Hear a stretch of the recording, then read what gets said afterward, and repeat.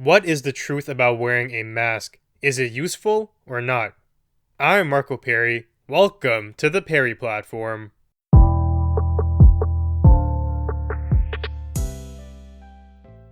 The topic of wearing a mask has become quite contentious, especially in the Western world. Do you do it? Is it effective? Are there benefits to it? Or is it something to be completely disregarded? Some health officials are saying you must wear one. Some are saying we don't know. And others say don't do it at all. But who is correct? What did the facts say about the matter? Do masks have a certain benefit to wearing them, or is it all a sham? Today, we're going to dispel those rumors and tell you what these scientific studies show. The Annals of Internal Medicine put out a report showing the effectiveness of surgical and cotton masks given this COVID-19 scenario. Keep in mind too, there also exists another type of mask. Those are called the N95s. They're especially made to eliminate airborne particles. That was the goal that the scientists had when they created it. Given the demand for those, it's unlikely the average Joe has access to that supply. You'll probably be dealing with the surgical or cotton variety talked about in this study. The N95s were not part of the report. Now, this research measured the median viral load of people after they coughed without a mask, with a surgical one, and then with a cotton one. A viral load, just so you know, is simply a calculation of the quantity of a given virus in a predetermined volume. The higher this number is, the more virus present, the greater your risk of being infected. We are looking for a lower value. So, here is the data that the research found. If you cough without a mask, the viral load is 2.56 units per milliliter. So just keep in mind there, 2.56, that's the control. If you don't wear a mask, that's how much output you will typically produce when you cough. Now, with a surgical mask, the viral load falls to 2.46 units per milliliter. A small decrease there. And surprisingly, with a cotton mask, it's actually a bigger difference. It falls to 1.85 units per milliliter. Now, when I thought about it, I was pretty surprised. The surgical mask doesn't seem to produce that much of a difference, but a cotton one has far better results. But in context though, it kind of makes sense. When you're performing a surgery, the person who you're operating on is likely going to be knocked out. They probably won't be coughing and sneezing about because they're incapacitated. You're likely more worried about things like blood splattering on your face. That's very different than a virus passing through a mask. The blood is simply just bigger. It can be caught by the material. So, given cotton, a different material, with a different subset of space between the molecules, it does make sense that it will be producing a different result, and in this case, it's a better one. It's probably also worth mentioning that you can create a cotton mask at home.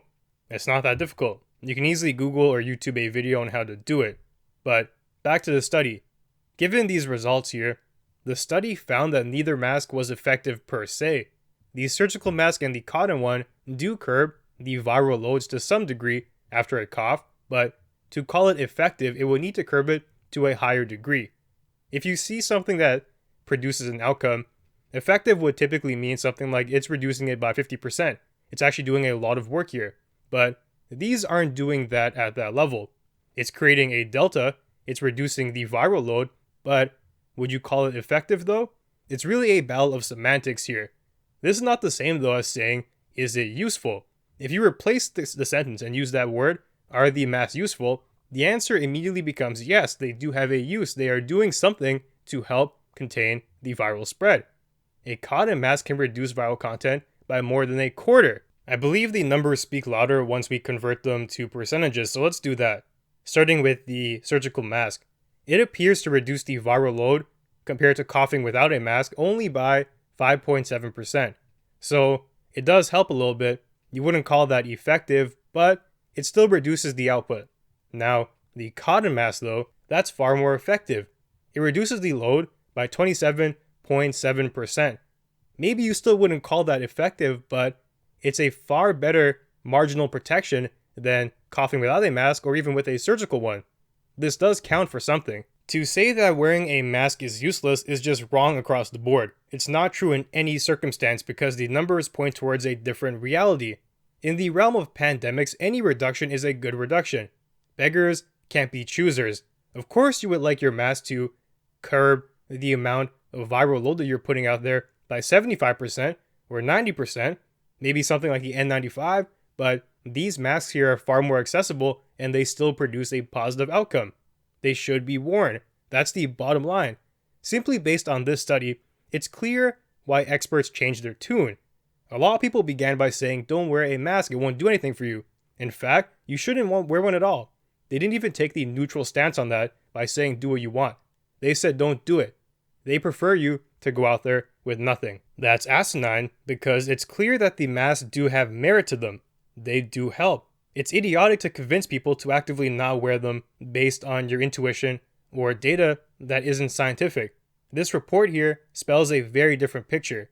Now, there's also another very interesting detail that the study hints at. They don't know yet if masks actually shorten the travel distance of droplets during coughing. So what they measured was, in this petri dish, how much of a virus is going to remain after you cough, but they didn't get to measure how far you can project with a mask and without one. Maybe without a mask, you can virally spread your droplets up to 10 meters or something like that. I imagine it'd be further than with a mask on, because the mask is going to catch some of that and curb some of the spread. Maybe by wearing a mask, you only end up spreading these droplets by 5 meters, and that's also another benefit to keep in mind. Of course, the study didn't confirm it, it didn't deny it either, but let's say it's possible that wearing a mask is going to help in that regard. That would be a tremendous benefit. Your body can go from being a virus bazooka to a virus water gun. That's a major difference, and it's something to keep in mind. If you're walking around and you're only viral by up to 5 meters, for example, that means we can alter our social distancing policies to reflect that if everybody is wearing a mask. If nobody's wearing a mask, we need more space between us because we can affect you at a greater distance. These kind of things have to be part of the consideration when we tell people to wear a mask or not to. Now, they also say that further research is needed to determine what benefits a mask offers when dealing with asymptomatic cases. In other words, if you aren't coughing. I assume it would impact spread by controlling spit, as you do spit on people when you talk to them like regular. You're not going to be hawking a loogie at their face, but there will be tiny particles that escape your mouth and land on their facial surfaces. Having a mask on may impact that. Now again, we don't know for sure. The study didn't confirm that. It says we need more research to determine to what degree that's even possible. I do feel like it's going to have some effect though, and I predict the study will, if it happens, will prove this, that maybe it's not effective again per se, but it will be useful. Maybe 5%, 10%, or a 20% reduction, and those things once again matter. In fact, it seems very likely that a mask is going to be a pivotal resource when it comes to returning to normalcy. When we try to transition back from lockdown into a regular functioning world, back to society as we once knew it. For us to be going out into the public right away without a protective measure is going to be difficult. While you give people a mask and you say, hey, there's going to be some marginal benefits to it, the virus is on the downward spiral, then people may feel more comfortable. I know I would. Having these masks available and the truth about them accessible to the public is going to do a lot of good when convincing people to return to how things used to be. Don't be fooled into thinking one day the government's going to say, okay, we're open again. Back to business as usual. It won't simply be a flip of the switch. People have to become accustomed to that way of life again. And giving them resources to help them is going to impact that time period. It will make things swifter. It's going to be beneficial, and the data backs this up. The fundamental finding here is that much of Asia has the mask equation right. Masks do help. They predominantly reduce the degree to which you can infect others, that's true, but if everyone is reducing their virality, that's going to have tremendous ripple effects and it's going to help everybody. It was a massive misstep for public health officials to downplay the benefits of a mask and actively lie about them in some cases. Maybe it's true, they aren't effective per se, but replace that word with useful. Now what do you say? Based on medical definitions, effective might be one thing or another, but these masks here can still reduce the spread. Just be upfront about it. It would be one thing for officials to just say something like, we don't know much about the mask right now, but many experts went the other way, encouraging people to abandon masks altogether. That's just asinine, and it made me wonder, to be so ardent about a recommendation that you don't even know fully if it's true? Why would you do that? I believe there is another motive there. It was a response to supply shortage. Masks are becoming rare as people scramble to acquire them. It's a fact also that hospitals need priority. Otherwise, your doctors and nurses just won't show up. If you tell them we can't protect you, but still treat these patients, they're going to say no. We have our own lives to worry about. We have our own families to think about, and we can't endanger ourselves like that. You need to maintain the healthcare supply chain or the country will fall into ruin. That's understandable, and I get that. Officials were probably acting with that in mind. The problem, though, is that it matters what means you use to achieve that. There were multiple paths available. One involved reducing personal consumption to ensure that resources could be filtered to frontline staff, making sure that people weren't hogging it and the right people were getting it. Okay, so how do we reduce personal usage then? It appears that the method deployed by the government involved deception. Willingly or unwillingly, I don't know. They tried to convince people not to wear masks by creating a rouse that they are useless. You'd be better off without one. The data does not support that though. Despite this, now we have a demand that's dropping. How did they achieve that though? Deception. Less people desire a mask because they were told it's simply an accessory, that the benefits are not really there. It's not an important tool. Now, at the governmental level, supply concerns are alleviated to some degree because of that. That's a fairly dastardly route though, as it involved deceiving the masses. Another path would have been to be honest. I assume these doctors knew the data and the intel on masks before us. They're doctors after all. They could have come forward early on and said, hey, it seems like masks do offer marginal benefits. We might say they're not effective, but they can produce up to a 25% reduction in viral loads. It would be great if everyone wore a mask, but unfortunately, given the context here, it's not a possibility. We are encountering a shortage. Now, we ask that you wield this knowledge responsibly. Understand that it can produce benefits to wear a mask, but frontline workers need priority. You can't go out there and hog them or everyone's going to fail. Do not be wasteful with the masks that you do have, and be aware that we will take measures to ensure our doctors and nurses are equipped before you, above the average Joe. Now, your take on this will depend on how you view society. If you think that people are fundamentally twisted and they can't be trusted to act properly, then maybe deception is warranted. If you feel that, left to their own devices and with this knowledge, people would freak out, they would just mob the stores, take all the masks and cause a riot, anarchy would stem out, then yeah, maybe we do have to take illicit means to make sure the outcome we want is occurring. But actually, I will give some credit to that. People have been acting rather bastardly during this encounter. We've seen people hoarding toilet paper, hand sanitizer, and racking up the prices. Even grocery store chains were victims, or rather culprits in this. They were just gouging customers price-wise. So yeah, there's a point to be made about that. But at the same time, there's also something else here that's part of the equation. If you have some faith in Canadians, for the majority, of course there are some bad apples here and there, you would likely just prefer the truth. And we can act accordingly from there while holding accountable the few ruffians who want to act with no thought for anyone else. You can probably argue this either way. I'm not too sure what the right answer is, but for me, I just don't like misinformation regardless of where it comes from. Asian countries have dealt with the outbreak outstandingly, and masks have had a role in that. I wonder how things may have been if we had a more concrete message from the get-go. Now, today, the CBC reports that just recently, Canada's top doctor, Theresa Tam, finally admits that non-medical masks, actually the article's from a couple days ago, but recently still, she admits that non-medical masks can help stop the spread of COVID-19. Well, at least we're on the same page now with the scientific consensus. Yes, masks are not highly effective, but they help. If you have one, wear it. If you can get one, get one. Do not hoard them though. That's the message we needed from day one. Masks plus social distancing are a powerful duo when you are forced to go out, like at the grocery store or the pharmacy. Then, Tam says this, which I found comical. Wearing a non-medical mask is an additional measure that you can take to protect others around you. That's a fact, but she then goes on to state this, while a mask does not necessarily protect the person wearing it. Back to the old playbook I see here. Is that true? Well, let's take it apart. What does she mean by protect the person wearing it? make us immune to infection? Obviously not. Does having a layer of material between entry points and this possibility of a virus entering you help? Yes. Even if it's a minor reduction, it does matter. On top of all of that, if people wore masks more often, what do we call that?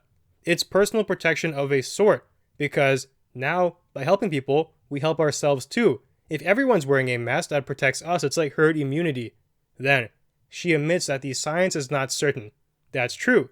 Then, why have they been acting like it is for so long? I will preface this by saying, I believe Tam and every expert is doing the best they can. The data has been confusing. We're all confused. New studies are being conducted daily, and we need to operate based on what we think is the best path forward at any given time. I'm not saying or condoning any anarchist measures here. Public health officials are still the top source of information for us, but they aren't perfect, and that's fine.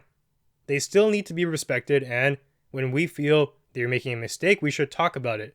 Times of crisis don't inherently elevate anyone to the level of a god. To view an entity, a government body, as such is a major mistake. They are just humans operating given their limited information as well. Nobody has the entire thing figured out. It's just conjecture for the most part, but we want to make that conjecture as perfect as possible. It's a constant battle to do that. I should also mention too that she's right that masks also have some downsides associated with them. It appears that the top method of getting infected is by touching your face. Having a mask might encourage you to reposition it, which would endanger you. If you feel like it's itching or you want to move it, you'll touch your face, and if you're doing that more frequently because you're wearing a mask, that's a bad thing. So, if you choose to put one on, just put it on right and try to leave it alone. Don't increase the quantity of face touches you're doing because you feel shielded now, because you feel immune. That's the wrong mindset. Now, there's also one more thing I want to mention about what Tam said, because I just found it to be truly encompassing of their current approach thus far.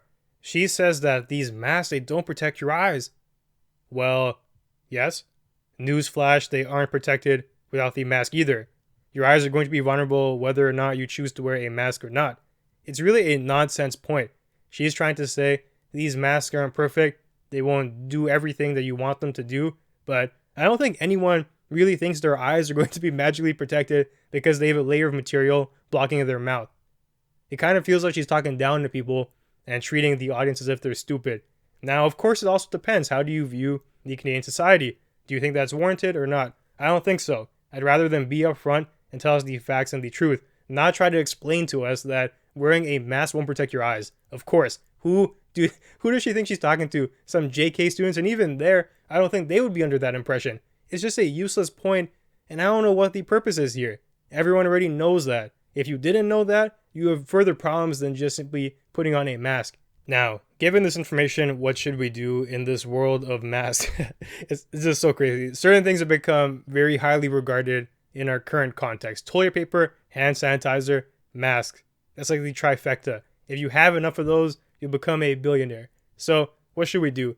First of all, if you have a mask at home, then you should wear it. And when it gets dirty or unfit to do its job anymore, get rid of it. If you don't have a mask, what should you do then? There's multiple ways you can go about getting one. I think the best possible path right now is everyone to try and create their own. A cotton mask is quite effective, and cotton is a pretty abundant resource. You can do that, make one at home. There's a variety of tutorials and videos online on how to go about creating it.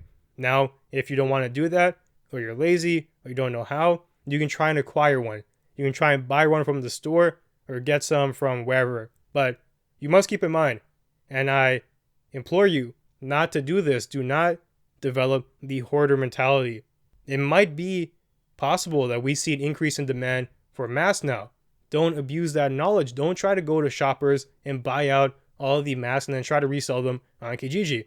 If you do that, I'd be okay with the police finding you and forcing you to donate everything. That's a despicable action, and it's opportunism that is only meant to serve your profit motivation.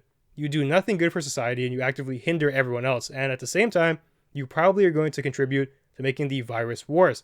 Don't do it. I think at this point it's pretty clear if you're going to enter public like in a grocery store, because you have to do that, you should be wearing a mask, not only for yourself, but for people around you. There are asymptomatic cases where we don't even know if you're infected, and you should be taking precautions regardless of if you have it, or if you don't know you have it, or if you don't have it at all, to ensure that this thing isn't spreading as badly as we fear. We want to curb it as much as possible, and a mask is one way to go about ensuring that. So, get a mask, find a way to do it, but do it responsibly. Use the knowledge in a noble way. Now, for the health officials, just stop lying to us. Be upfront. If you don't know something, just say that. We'd have far more respect for you if you came out and said, we need to see more data. We need to do some studies on it. We don't have the concrete facts here. Don't be afraid to admit you don't know something. That's one of the problems that we have in today's world. Everyone wants to have an opinion. Everyone wants to be right. Well, it's impossible to do that all the time. Here we have data that's contradictory to what you said before. So why were you saying things before when you weren't sure about it as an expert, as a public health official? We know that masks are important, so just own that. And then stop trying to baby us and tell us, oh, your eyes are still not going to be shielded. Of course, we know that. Get to the facts, be concrete, and be real. This fakeness in politics is so appalling sometimes. That's basically my summary of it. Hopefully things get better soon rather than later, but we have to see. So, that now brings me to the end of our conversation for today. If you enjoy the content, be sure to leave a review and share. They'll help us grow. And you can find me on my new website, perryplatform.org, and on social media at perryplatform. Thanks for joining me, and I'll see you soon.